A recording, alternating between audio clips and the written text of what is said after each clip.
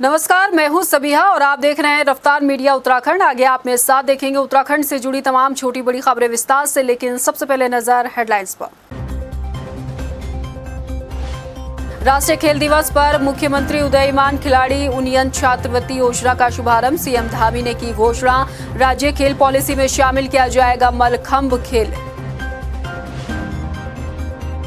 Social media पर viral हो रहा मंत्री रेखा आर्य का 4 बेरोजगारों को नियुक्तियां देने का पत्र। एक अर्जी पर मिली मर्जी की नौकरी। कांग्रेस ने बीजेपी सरकार को लिया आड़े हाथ।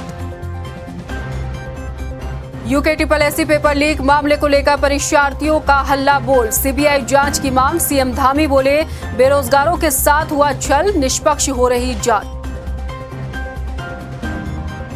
और देहरादून में सामूहिक हत्याकांड में कुनबे का कत्ल। आरोपी ने अपनी मां, पत्नी और 3 बेटियों को उतारा मौत के घाट। आर्थिक तंगी के चलते वारदात को दिया अंजाम। हेडलाइंस के बाद बुलेटिन में खबरें विस्तार से। देहरादून में राष्ट्रीय खेल दिवस के मौके पर मुख्यमंत्री उदयीमान खिलाड़ी उन्नयन छात्रवृत्ति योजना का शुभारंभ मुख्यमंत्री पुष्कर सिंह धामी ने किया और खेल में बेहतर प्रदर्शन करने वाले खिलाड़ियों को सम्मानित भी किया। इस मौके पर महाराष्ट्र का राजकीय खेल मलखंभ का भी प्रदर्शन किया गया। इस दौरान मुख्यमंत्री धामी ने खेल दिवस के मौके पर मेजर ध्यानचंद को श्रद्धांजलि दी। उन्होंने मंच से घोषणा की कि मलखंभ खेल को राज्य खेल पॉलिसी में शामिल किया जाएगा, जिससे प्रदेश और देश में मलखंभ को उसकी पहचान मिल सके। वहीं सीएम धामी ने कहा कि मुख्यमंत्री उदयीमान खिलाड़ी उन्नयन योजना के तहत खिलाड़ियों को हर महीने 1500 रुपए की प्रोत्साहन राशि दी जाएगी। उन्नयन योजना निश्चित रूप से जो हमारे ऐसे खिलाड़ी हैं जिनके अंदर प्रतिभाएं हैं, योग्यताएं हैं, क्षमताएं हैं, उन सभी को आगे लाने के लिए एक साकार रूप लेगी और सभी की सहायता के लिए, उनके प्रोत्साहन के लिए ये योजना हमारे खिलाड़ियों का जहां उत्साहवर्धन करेगी, वहीं खिलाड़ियों को उनकी प्रतिभा का प्रदर्शन करने के लिए आगे आने के लिए भी प्रेरित करेगी। मुख्यमंत्री उदयीमान खिलाड़ी उन्नयन योजना, जिसके अंतर्गत हमारे ऐसे बच्चे जो बिल्कुल ग्रामीण स्तर पर स्कूल से लेकर आपके न्याय पंचायत स्तर पर ऐसे बच्चों को विभिन्न प्रकार की प्रतियोगिताएं करते हुए उनको चिन्हित करते हुए उनको 1500 रुपये खेल छात्रवृत्ति के रूप में आज दिए जाने की शुरुआत की जा चुकी है। इससे पूरे प्रदेश भर में 4000 बच्चे लाभान्वित हो रहे हैं और निश्चित रूप से हर जनपद से 150 बालक और 150 बालिकाओं का चयन किया गया है। चंपावत में भी मुख्यमंत्री उदयीमान खिलाड़ी उन्नयन योजना के तहत जिले के चयनित खिलाड़ियों को जिला कार्यालय सभागार में चेक बांटे गए। जिलाधिकारी डीएम नरेंद्र सिंह भंडारी ने कहा कि मुख्यमंत्री और खेल मंत्री की तरफ से चलाई गई उदयीमान खिलाड़ी उन्नयन योजना लाभकारी योजना है। इससे खेल प्रतिभागियों को आगे बढ़ने का मौका मिलेगा, बच्चों में खेल के प्रति लगाव बढ़ेगा और योजना उनके भविष्य को निखारने का काम करेगी।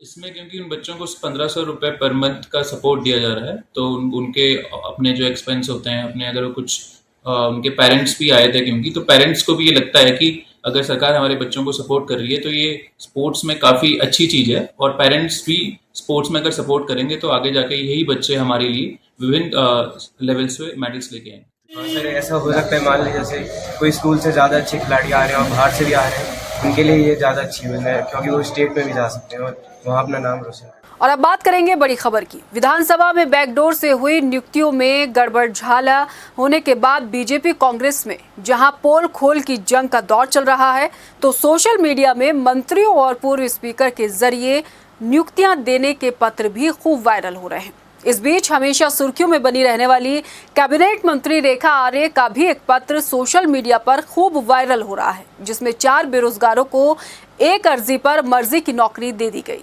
हमारी ये स्पेशल रिपोर्ट देखिए आप।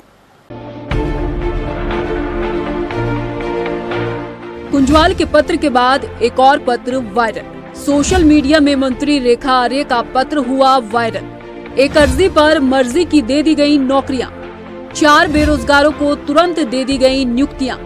गवर्नमेंट नौकरी पाना हर किसी का सपना होता है और इसे हासिल करने के लिए युवा सालों साल पापड़ बेलते हैं, तब जाकर सरकारी नौकरी उन्हें नसीब हो पाती है।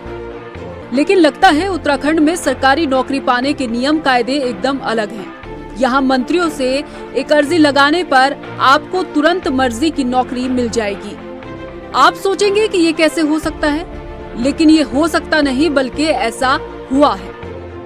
जी हाँ, हमेशा सुर्खियों में रहने वाली काबीना मंत्री रेखा आर्य का एक पत्र इन दिनों सोशल मीडिया में खूब वायरल हो रहा है, जिसमें 4 बेरोजगार युवाओं को महज एक अर्जी पर उन्हें मर्जी की नौकरी देने के तुरंत आदेश हो जाते हैं। इस लेटर को देखने के बाद आप भी यकीन करेंगे कि उत्तराखंड राज्य में ऐसा हो रहा है। दरअसल साल 2020 में मौजूदा वक्त में कैबिनेट मंत्री रेखा आर्य ने पशुपालन एवं मत्स्य सचिव को 4 बेरोजगार युवकों की नौकरी के लिए ये पत्र लिखा और साफ साफ इस लेटर में आपको ये नजर आएगा कि उसमें कहा गया है कि विभाग में जहां भी जिस पद पर मुमकिन हो तुरंत युवकों को नौकरी दी जाए। अब सवाल ये है कि किसी भी सरकारी नौकरी पाने के लिए नियम कायदे तो यही कहते हैं कि पहले युवा कॉम्पिटिटिव एग्जाम देते हैं और उसके बाद एक प्रोसेस को फॉलो करने के बाद ही सरकारी नौकरी पर तैनाती पाते हैं। लेकिन उत्तराखंड राज्य में तो नियम कायदे ही ताक पर रखे नजर आ रहे हैं। इससे पहले पूर्व विधानसभा अध्यक्ष प्रेमचंद अग्रवाल के पास भी सादे कागजों पर पहुंची कुछ ऐसी ही अर्जियों पर तुरंत सरकारी नौकरी देने के आदेश दे दिए जाते हैं और ऐसा करने वालों को इसमें कोई गुनाह नजर नहीं आता। ऐसे में सवाल ये है कि आखिर मंत्रियों और पूर्व विधानसभा अध्यक्ष के लिए क्या कोई नियम नहीं होते या फिर उनका इतना दबदबा होता है कि किसी को भी औने पौने पर सरकारी नौकरियों पर बैठा दिया जाता है। इस बीच खुद कैबिनेट मंत्री रेखा आर्य अपने इस कारनामे पर कैसे सफाई पेश कर रही हैं, जरा ये भी सुन लीजिए।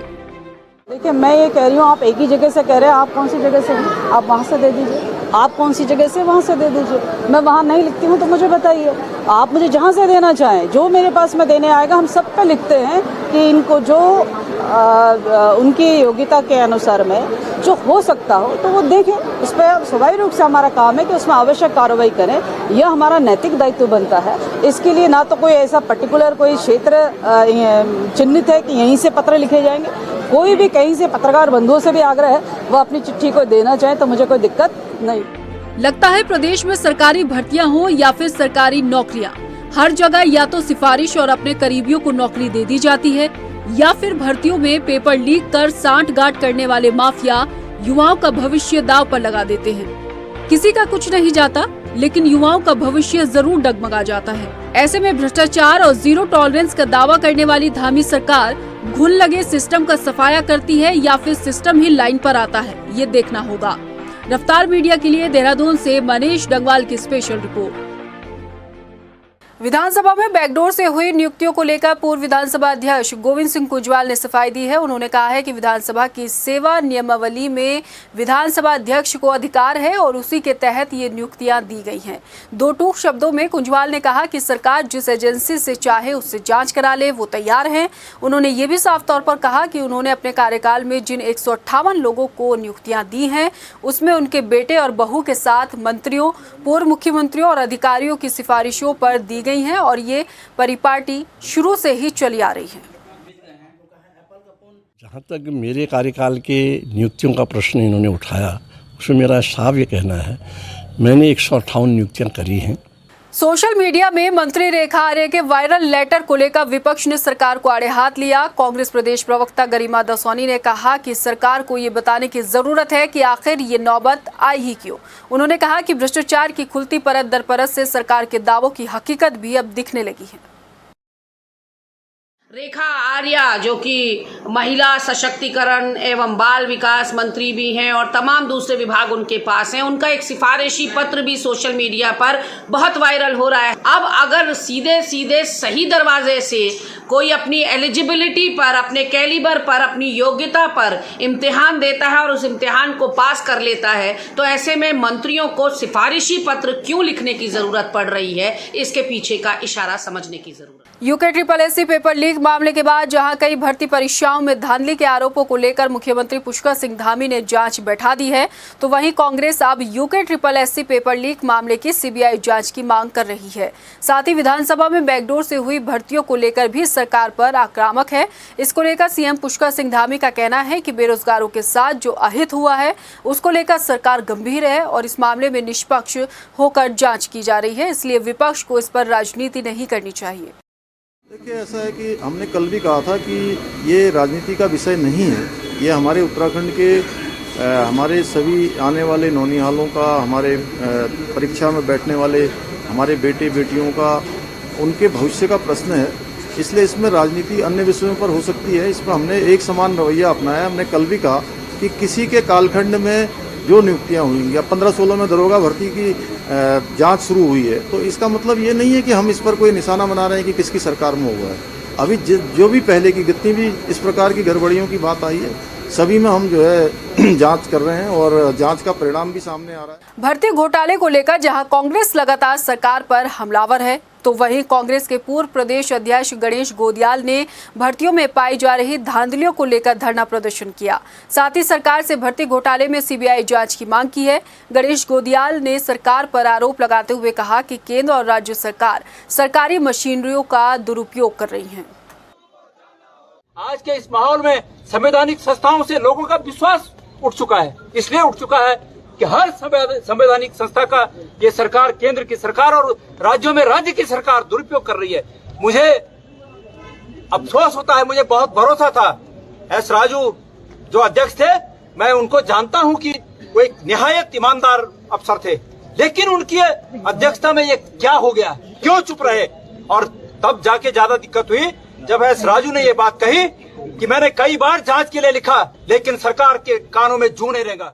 उत्तराखंड विधानसभा भर्ती के मामले में पूर्व सीएम हरीश रावत ने एक ट्वीट किया है, जिसमें हरदा ने सीएम धामी के उस बयान की सराहना की है जिसमें मुख्यमंत्री ने सभी विधानसभा अध्यक्षों के कार्यकाल की नियुक्तियों की जांच करने की बात कही है। हरीश रावत ने कहा कि मैं मुख्यमंत्री से अनुरोध करता हूं कि नियुक्तियों को अपने स्तर पर भी स्कैनिंग करें। जो नियुक्ति नियम और विधान के विरुद्ध हुई हैं, उन नियुक्तियों को विधानसभा प्रस्ताव पारित करके कैंसिल किया जाए। भर्ती पेपर लीक मामले से शुरू हुई जांच आते आते विधानसभा में बैकडोर से हुई नियुक्तियों तक जा पहुंची है।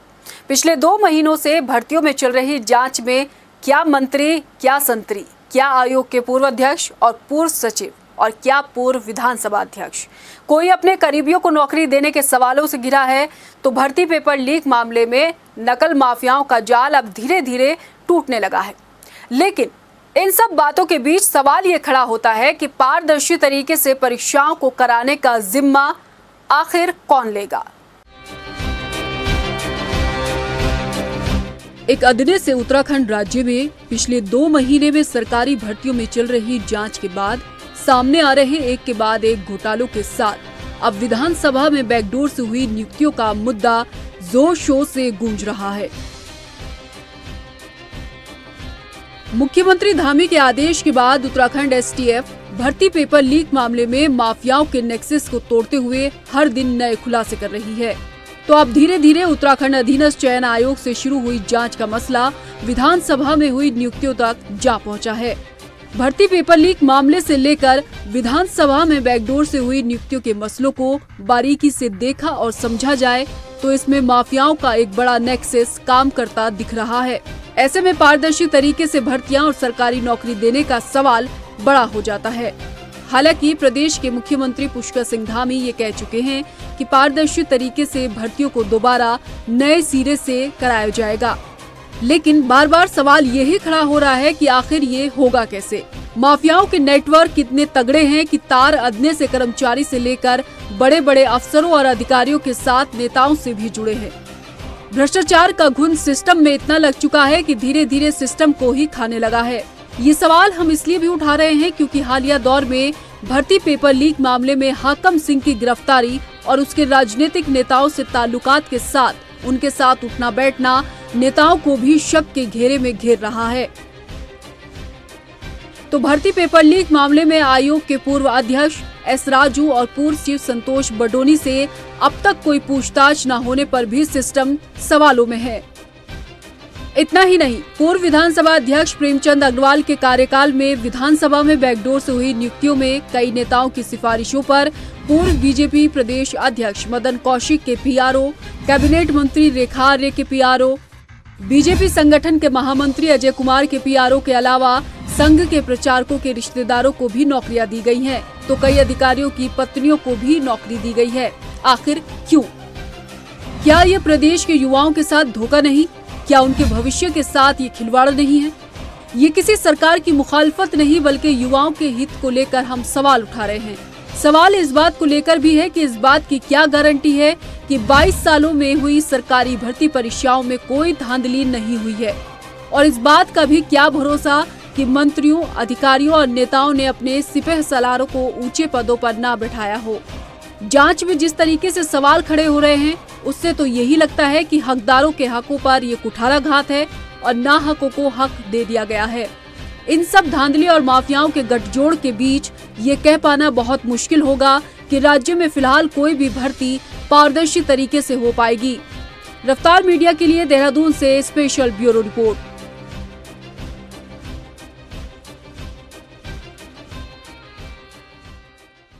खबरों में यहाँ रुकेंगे एक ब्रेक के लिए, बने रहिए आप हमारे साथ।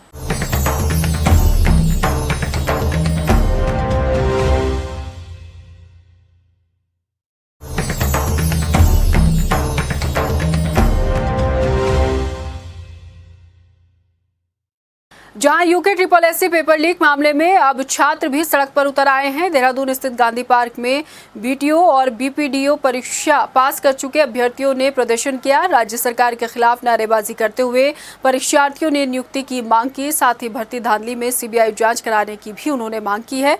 प्रदर्शन कर रहे अभ्यर्थियों का और क्या कुछ कहना है, इनसे खास बातचीत की है हमारे संवाददाता हिमांशु चौहान ने। यूके SSS के मामले में लगातार गिरफ्तारी हो रही है और जिस अगर हम बात करें आज की, और आज भी 28वीं गिरफ्तारी STF ने करी है, जिसको लेकर CM ने पिछले दिनों साफ तौर पर कहा था कि जो SSS के जो भर्ती प्रक्रिया है सबको निरस्त कर दिया जाएगा। लेकिन जिन लोगों ने, बच्चों ने, अभ्यर्थियों ने पेपर क्लियर किया है, आज वो सड़क पे आके खड़े हो गए हैं। हम आज वे गांधी पार्क पर, हम आपको दिखाना चाहेंगे, गांधी पार्क पर आकर काफ़ी संख्या पे, तादाद पे आज बच्चे खड़े हो गए हैं, जो कि आज मुख्यमंत्री आवास कूच करने जा रहे हैं। गांधी पार्क के बाहर खड़े होकर सभी जो सरकार के खिलाफ नारे लगा रहे हैं और अपनी मांगों को पूरी करने के लिए सभी के सभी खड़े हैं। वहीं अगर हम बात करें SSS में जिन बच्चों ने ये एग्ज़ाम क्लियर किया है, वो भी उन्हीं अभ्यर्थियों के साथ में ही है। आइए हम उनसे बात करते हैं कि किस तरह उन्होंने तैयारी करी थी, क्या है क्या नहीं है। आपका नाम? मेरा नाम नीतू पंत है और वीडियो में मेरी रैंक जनरल वुमेन में 85 है। जी, मैं CM सर से एक रिक्वेस्ट करना चाहती हूँ कि चाहे हम सभी की आप 916 की जांच करवा लीजिए और जांच से क्लियर हो जाएगा। STF हमारी बहुत पावरफुल है, सब कुछ पता कर सकती है और हम जो अपनी मेहनत से सिलेक्ट हुए, हमें ज्वाइनिंग चाहिए। तो आपने कितनी मेहनत करी थी इस एग्ज़ाम के लिए और अब जिस तरह निरस्त कर दी गई है तो कितना अफसोस हो रहा है? जी, मैं लगभग 3-4 साल से तैयारी कर रही हूँ और उसके बाद मेरा वीडियो पहला पेपर निकला है, उसके बाद क्लर्क वगैरह और भी निकले हैं, लेकिन वीडियो मेरा पहला पेपर है और इसी को सपना लेके तैयारी स्टार्ट की थी मैंने। और ऐसे में अगर कुछ लोगों की वजह से ये पेपर निरस्त कर दिया जाता है तो ये मतलब आगे की तैयारी के लिए भी हमारा मनोबल टूट जाएगा इससे। और मैं ये चाहती हूँ कि जांच क्लियर करके हमें ज्वाइनिंग दे दी जाए, जितने लोग मेहनती हैं बस उनको। चलिए, और भी इनके साथ अभ्यर्थी आ रखे हैं यहाँ पर जो कि प्रदर्शन कर रहे हैं, इनसे बात करते हैं। आप कहाँ से आए? हम लोग चंपाव से आए सर। आपने यूके SSS क्लियर करा? हाँ सर, क्लियर करके पहुँचे हैं। 7 अप्रैल को इसका रिजल्ट आया था। यही नहीं, और भी 3-4 पेपर निकाल रखे हम लोगों ने।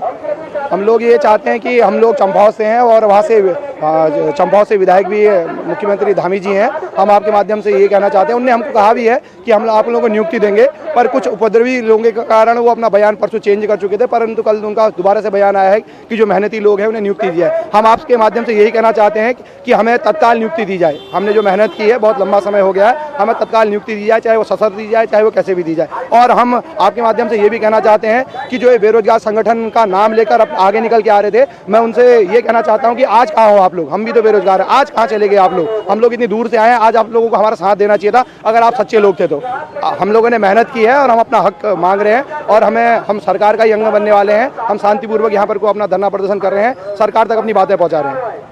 तो साफ तौर पे देखा जा सकता है, साफ तौर पे इनका कहना भी है सभी अभ्यर्थियों का कि हमने काफ़ी मेहनत करी थी और मेहनत करके हमने SSS को क्लियर किया है, लेकिन कुछ लोगों के कारण ये भर्ती निरस्त की जा रही है, जिससे हमारा भविष्य अंधेर में जा रहा है। हालांकि ये शांतिपूर्वक बता रहे हैं कि प्रदर्शन कर रहे हैं और सीएम को ज्ञापन देना चाहते हैं। कैमरा पर्सन नरेश के साथ हिमांशु चौहान, रफ्तार मीडिया, देहरादून। कांग्रेस की राष्ट्रीय प्रवक्ता अलका लांबा ने केंद्र सरकार पर आरोप लगाया है। अलका लांबा ने कहा कि केंद्र सरकार के दो भाई हैं, एक महंगाई और दूसरा बेरोजगारी, दूसरा ईडी और सीबीआई।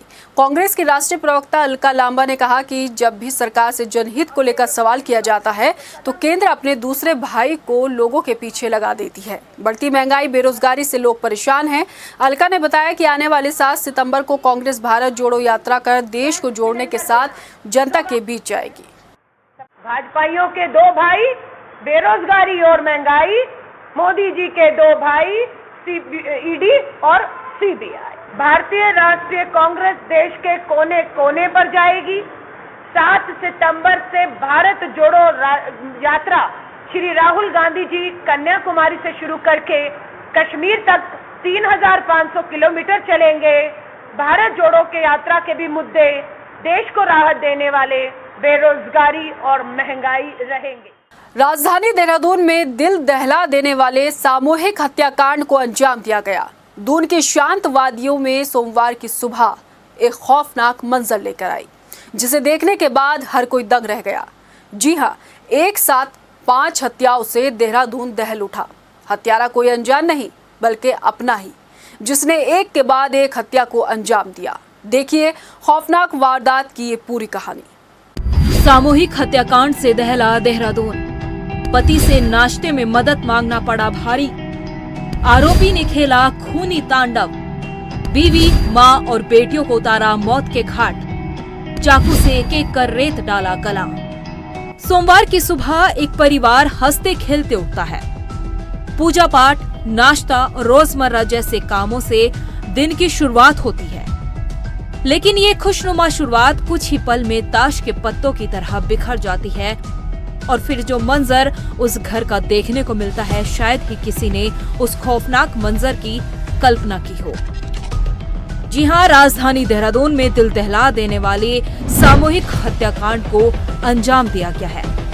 ये वारदात डोईवाला क्षेत्र के रानी पोखरी में हुई है, जहां पर 5 लोगों की हत्या की गई और हत्यारा कोई गैर नहीं बल्कि एक बेटा, एक पति और एक पिता ही निकला, जिसने अपनी मां, अपनी पत्नी और 3 बेटियों के साथ खूनी तांडव रच डाला। जरा उस पल की कल्पना करें जब आरोपी इस वारदात को अंजाम दे रहा होगा तो क्या उसका दिल एक पल के लिए भी नहीं कांपा होगा? क्या आरोपी को अपनी मासूम बच्चों पर भी रहम नहीं आया होगा? और अगर आता तो शायद ये वारदात ही नहीं होती। बताया जा रहा है कि आरोपी महेश तिवारी पंडिताई का काम करता था और दिन भर पूजा पाठ में ही रहता था। आरोपी का भाई ही उसका घर खर्च उठाता था। अक्सर आरोपी और उसकी पत्नी के बीच इस बात को लेकर कहासुनी भी होती थी। सोमवार की सुबह भी वह अपने घर पर ही पूजा पाठ में व्यस्त था, लेकिन इस बीच पत्नी ने आरोपी महेश तिवारी को नाश्ते में मदद के लिए कहा तो वो आग बबूला हो उठा और एक एक कर घर के सभी लोगों को मौत के घाट उतार दिया। घर से बच्चों की चीख पुकारें आने लगी तो पड़ोसियों ने जाकर देखा तो आरोपी के घर का हाल देख हर कोई दंग रह गया। जिधर भी नजरें गई उधर ही फर्श पर खून बिखरा पड़ा था। खून से लथपथ 5 शव जमीन पर ताश के पत्तों की तरह पड़े हुए थे। जिसने भी ये मंजर देखा खौफ से भर उठा। अपने घर की बाउंड्री के पास में जाके देखा तो इसकी बेटी छोटी वाली वो चिल्ला रही थी कि अंकल बचाओ, अंकल बचाओ, मेरी मम्मी को महेश ने, मेरे पापा ने मार दिया मुझे। तो मैं उसकी बात को मजाक कर रहे होंगे ये लोग, तो मेरी मैसेज ने कहा कि जाओ वहाँ देखे देखो बिट्टू बहुत चिल्ला रही है, आज क्या बात होगी, क्योंकि वो हमारे घर से बहुत आना जाना था छोटी वाली बेटी का उसका। तो जैसे ही मैं यहाँ के मेन गेट पे देखा था, मैं ताला लगा हुआ था, तो मैं फिर बाउंड्री की साइड से गया, इधर से दरवाजे में मारा हाथ तो दरवाज़ा भी अंदर से पूरा लॉक कर रखा था, आवाज़ बिल्कुल नहीं आ रही थी, उसमें कुछ भी नहीं हो रही थी। तो खिड़की की साइड से झाँके देखा तो ये उस बच्चे का चाकू से करके पूरा गोद रहा था उसे। तो मेरे एकदम रोंगटे खड़े हुए, एकदम मैं तुरंत बाहर आया, अपने मिसेज को पूरा गाँव मोहल्ला इकट्ठा करा। मैंने कहा उसने बहुत बड़ी घटना कर दी। तुरंत मैंने एसओ साहब को फ़ोन किया। जैसे एसओ साहब आया उसके बाद में सारी पुलिस ने मिलकर वहाँ दरवाज़ा तोड़ा और वहाँ से इन्हें गिरफ्तार करके ले गई। वही घटना की सूचना मिलते ही मौके पर पहुंची पुलिस ने आरोपी को हिरासत में लिया और इस पूरे मामले की छानबीन में जुट गई। पुलिस की माने तो आरोपी मानसिक रूप से अस्वस्थ है, लेकिन वारदात को लेकर पूछताछ जारी है। आज सुबह जब लगभग 6:30 पौने 7 के लगभग जो है तो पूजा कर रहे थे और उनकी धर्मपत्नी ब्रेकफास्ट तैयार कर रही थी। इसी बात को लेकर के फिर पूजा को लेकर के और कुछ आपत्ति व्यक्ति और ब्रेकफास्ट बनाने में मदद करने की गुहार उसने लगाया था। उस पर ही इरिटेट होकर के उसने अपनी धर्मपत्नी का पहले मर्डर किया, एक दूसरी छोटी बच्ची है अन्नपूर्णा उसका मर्डर किया, 5 का ब्रूटल मर्डर किया गया था। एक तो दराती जो होता है उससे और दूसरा जो है जो हाथ का जो किचन का जो चाकू होता है उससे किया है और उसको अरेस्ट कर लिया गया है। आला कत्ल हमने बरामद कर लिया है, पूछताछ जारी है और फर्दर उसमें जो भी लीगल कार्रवाई है वो हम करेंगे। खौफनाक मंजर की ये कहानी जिसने देखी और सुनी हर कोई हैरान है। इस वारदात को अंजाम देने के पीछे आरोपी की क्या मंशा रही होगी ये तो वक्त पर ही पता लगेगा, लेकिन हर किसी की जुबान पर एक ही सवाल है कि इस वारदात को अंजाम देते वक्त क्या आरोपी का दिल नहीं पसीजा? क्या मासूमों पर उसे तरस नहीं आया होगा? रफ्तार मीडिया के लिए देहरादून से हिमांशु चौहान के साथ ब्यूरो रिपोर्ट। फिलहाल इस बुलेटिन में इतना ही। मुझे दीजिए इजाजत, लेकिन जाने से पहले एक नजर हेडलाइंस पर। राष्ट्रीय खेल दिवस पर मुख्यमंत्री उदयीमान खिलाड़ी यूनियन छात्रवृत्ति योजना का शुभारंभ, सीएम धामी ने की घोषणा। राज्य खेल पॉलिसी में शामिल किया जाएगा मलखंभ खेल। सोशल मीडिया पर वायरल हो रहा मंत्री रेखा आर्य का 4 बेरोजगारों को नियुक्तियां देने का पत्र। एक अर्जी पर मिली मर्जी की नौकरी, कांग्रेस ने बीजेपी सरकार को लिया आड़े हाथ। UKSSC पेपर लीक मामले को लेकर परीक्षार्थियों का हल्ला बोल, सीबीआई जांच की मांग। सीएम धामी बोले बेरोजगारों के साथ हुआ छल, निष्पक्ष हो रही जांच। और देहरादून में सामूहिक हत्याकांड में कुनबे का कत्ल, आरोपी ने अपनी मां, पत्नी और 3 बेटियों को उतारा मौत के घाट। आर्थिक तंगी के चलते वारदात को दिया अंजाम।